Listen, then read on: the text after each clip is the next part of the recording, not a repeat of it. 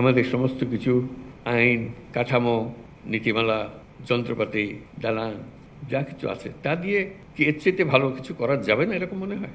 আমার তো মনে হয় না। আমার মনে হয় আমরা এই যে সম্মেলনে আসলাম, কথাবার্তা বললাম, সেটাকে উপলক্ষ করে যেভাবে আছে সেটাকে যদি আমরা প্রশ্ন করি যে এইভাবে থাকবে না, আমি এটাকে অন্যভাবে করব। কারো সাহায্যের দরকার নাই, উপরওয়ালার দিকে তাকিয়ে থাকতে হবে না, নিচেরওয়ালার কাছে তার কোনো বিশেষ সুবিধার কথা বলতে হবে না। আমরা নিজেরাই যেভাবে আছে ওভাবে এই সম্মেলন ঠিক করলাম যে এইভাবেই আমরা এই পরিস্থিতির মধ্যেই, সমস্ত অভাব এবং ঘাটতির মধ্যেই আমরা এর চেয়ে ভালো করব। আমি একদম নিশ্চিতভাবে বলতে পারি স্বাস্থ্যসেবা 25% ভালো হয়ে যাবে। শুধু এইটুকু চিন্তা করে আমরা এর চেয়ে ভালো করব, এর মধ্যে করব। আর এর থেকে সুযোগ যদি একটু বেশি হয়, অন্যান্য জিনিস যেগুলো বলেছে, আরও নিয়োগ করা হবে, আরও পদ সৃষ্টি করা হবে, এগুলো পরে হোক, কিন্তু যেভাবে আছে এইভাবেই যদি আমরা করতে চাই, তাতে শুধু মন ঠিক করা যে আমি করবো, অন্য কে কী করলো না করলো ওর দিকে তাকাবো না, আমি আমারটা ঠিক মতো করবো, আমার সাধ্যে যতটুকু করা হয়, তাহলে 25% ভালো হয়ে যাবে।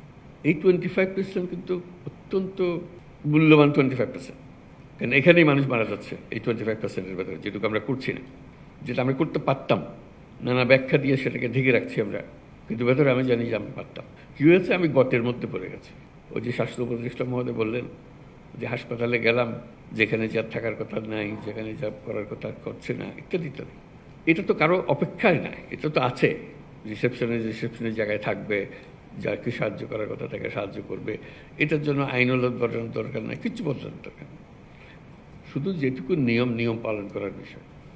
এই সম্মেলনে আমরা চেষ্টা করি ওই 25% যেটার কথা বললাম নিজেরা করে ফেলতে পারবো, এবং 25%-এর চেয়ে তো একটু বেশিও করতে পারবো। এই জন্য একটা মহা সুযোগ। এটা ঐতিহাসিক যদি সম্মেলনের কারণে নাও হয়ে থাকে, এটা মহা পরিবর্তন দেশের মধ্যে এসছে, আপনারা নিশ্চয়ই অনুভব করেন। সেটা অনুভব না করে উপায় তো নাই। এমন সব কাণ্ড হয়েছে দেশের ভেতরে যেটা 1000 বছরে আর হবে কিনা সন্দেহ। আমরা তার মধ্যে আছি, যে 1000 বছরের যে পরিবর্তন, সেই সুযোগ, সেই আবহ, এর ভেতরে আমরা আছি। এই যে একটা জোয়ার, এই জোয়ারের মধ্যে যদি আমরা ঢুকে পড়ি, চিন্তা করেন আমাদের কী পরিবর্তন সম্ভব। আমি আবারও বলছি, কিছুই পরিবর্তন হচ্ছে না। মেশিন ভাগা পড়ে আছে,